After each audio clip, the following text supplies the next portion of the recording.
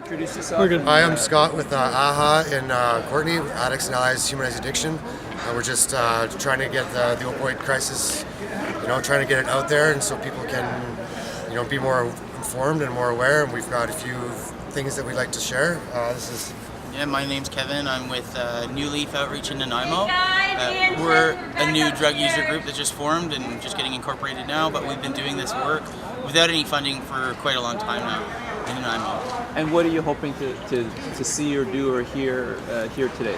Well, what I'm hoping we can kind of develop is essentially like a platform and a model for how to bring back to Nanaimo for us anyway, just how to best find funding, source funding for the work that we're doing, how what's the best structure, organizational structure for our group. How to get grants and stuff like that, how to maybe talk to the city, work with counselors, stuff like that. Yeah. Get our name out there, get maybe a 24-hour drop-in, because not all drug users use from 9 to 5 for an OPS, a safe room with proper training and stuff like that.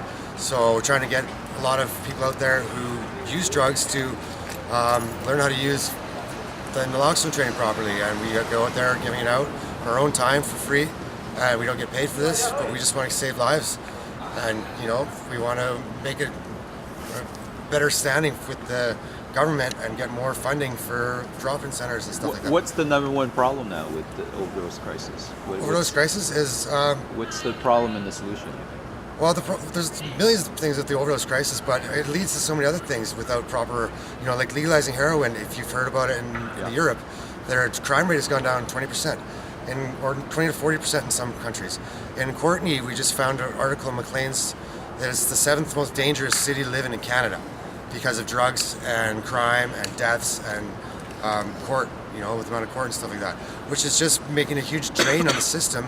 The lawyers are getting rich, but the drug addicts are just going to jail, and the criminals who are stealing to get their drugs, they can't get them legally, so they have to steal and then take the stuff. And it's a huge problem, and it's a vicious cycle. So this cycle keeps going on and on and on. So more and more people are getting incarcerated, and then they're not getting the right. When they get out of jail, they're getting right back in the system again because they get breaching and stuff like that, and they have to stay here, and so they just fall right back into the same system. So we want more learning and more teaching and keep people out of prison. And with legalizing heroin or other drugs, stopping the war on drugs, then we would keep all these people out of the system and have a safer place for communities to live. Like I said, Maclean's isn't a joke. It's the 7th dangerous city in Canada to live in. It's Courtney. That's where I'm from. And my group's called AHA, Addicts and Allies Humanizing Addiction. What about you, Kevin? What do you think? What's the number one problem and solution? The number one problem is a safe, regulated supply of drugs that people need access to, right? That's everything else seems like a band-aid solution right now, and that's in terms of what the health authority or the government has the responsibility to do, is ensure that people have that safe, regulated supply of drugs that they need, right? Until we're doing that, we're going to keep seeing the overdose crisis getting worse and worse and worse. And I think that's the take-home naloxone program is fantastic, but I think all of these things that we're doing are band-aid solutions. They're kind of band-aid solutions until we're providing people with what they need, right? And whether it's alternatives to the street drugs that they're buying, whether it's meth or whether it's heroin or fentanyl or what it is, cocaine, whatever it is, making sure that people have access to the drugs that they need, and then providing people with a safe, supervised place for them to use it, and whatever means that they choose to use, right? The sanctioned OPS is a lot of them it's injection only. There's no smoking or anything, and there's this misconception that smoking fentanyl is safer, statistically it's very negligible, the difference between the number of fatal overdoses caused by smoking and the number of fatal overdoses caused by injection, right? So until we address that, and one of the things that peers are doing, and what we're doing in Nanaimo, is setting up tents for people to smoke in, right? Because until the funding is provided to be able to do this, the government's going to continue to exploit peers and people who are using drugs because they know that we have a vested interest in making sure that our friends and family are safe, right? So they're exploiting that, and they're not acknowledging the inherent value and skills and stuff like that people who use drugs have, right? They're sending in experts and stuff like that to do the work that we're the experts in doing, the experts, the people who've gone to school for it and things like that, to do the work that we are doing whether we're being paid for it or not, and they totally take advantage of that fact, right? So what we are also hoping to accomplish here today is like being able to build this kind of network of people who use drugs and drug user groups across the province, so that we can strengthen the voice that we have, right? There's power in numbers. So I think that's get a the coalition biggest of all our groups working together, going under the same grants and stuff like that, and like working off each other. Yeah. I'm in a group as well. Yeah, we're part of the steering committee about it. So like we do a lot of extra work that we don't ever get paid for, a lot of volunteering and stuff like that, and like I care about my friends because I'm on the street every day with them, right? And like I don't judge them or anything. I know them all by first name. I know what they're using. I know, I know the people that are stealing. I know the people that are selling. I know the people that are, it's just like, so it was way better to have someone with street sense and experience out there than someone who's just like, okay, what's this guy using and what does he use? Like, they have no clue. They just come up to someone and they're like, they have this complete wrong aspect of how to save them and stuff like that, right? So, like if you get the people on the streets who know the street, people who know what they use, then they have a way better chance of survival for sure. But it's like Kevin said, it's just a band-aid until they start getting. Well, Kevin, I'm wondering if you could tell us just a bit about Nanaimo, because we don't know that much about Nanaimo here in Vancouver. Is there something specific happening in Nanaimo? Are there specific problems to Nanaimo, specific solutions? Well, like in relation to the population in Nanaimo, the overdose crisis is like extremely severe in Nanaimo. We kind of fluctuate between the third and fourth worst community in the province when it comes to the rate of overdose that's happening. So the other thing too is that there's an extremely large population of people who are street entrenched in Nanaimo, and I think part of that stems from the fact that we're a port city, right? Yeah. Like there's people, there's a lot of transient people coming and going, and so Nanaimo, they did a homeless count towards the start of 2018, and they like viciously underestimated the number of people that are experiencing chronic homelessness in Nanaimo.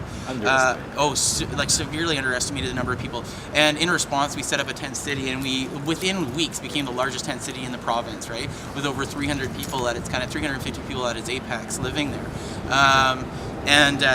The city has worked tirelessly not to actually address the issues of the housing crisis in Nanaimo, but instead to try and shut this fucking tent city down, right? Which is hilarious. Like it's horrible. Recently, BC Housing and like all of these large housing nonprofit organizations like PHS, CMHA, mental health and substance use, all of these Pacifica Housing, like they're looking at these tent cities not as an opportunity necessarily to help people. I really believe this, not as an opportunity to help people, but as an opportunity to extend their own funding bases, right? So, exactly, and the problem with for peers and stuff like that, working in the context of our peer drug user groups as well, is that we're kind of at the whim of buttering up and schmoozing with these large nonprofit housing organizations, right? The only opportunities that we have to try and access funding, and the only opportunities that we have to do the work that we're doing and get paid for it and be able to pay our peers appropriately for the work we're doing, is to undercut ourselves and to partner with these large housing nonprofits, and that's a huge problem. 2 months we've been doing it with no funding. Yeah. So that's exactly the same. A lot of things too is like people will go into detox for eight days, and then try and get into a recovery house and no room. And so then they just go right back out on the streets and start doing it because they got nowhere else to go. And that's all they know. Yeah, exactly. So even like as peers, it's like, okay, well, how do we address that kind of issue, right? Like, are we going to be able to, like if it's like meeting people where they're at, like at home detox programs because there's no room to fucking detox is, right? Or setting up our own, like our own recovery kind of programs and things like that for ourselves because the government won't do it. So it's constantly this thing of like filling a gap in service provision that the government's not doing through their kind of top-down service provider client model, and like flipping that on its head so that the clients are the service providers and empowering people to do that kind of work. But the difficulty is paying people adequately to do that work without the funding base to do it, right? And so organizations like ours, like we have no other options but to like look for private donations, and that's a pretty, to me, that's like a joke on the health authority and the government that they're not funding these programs that are essential programming. And we have to turn to private donations to fund the work that we're doing, right? Yeah. We have to look towards alternative funding streams, and because the work is so essential, like we're doing that. We're putting the time and energy to build those relationships with potential private funders, but really it's the responsibility of the government. Yeah, or like we've been dealing with city council and getting to meet a lot of city council members, and I have a good relationship with some of them. And some of them really. City council? Dave Frisch and Courtney.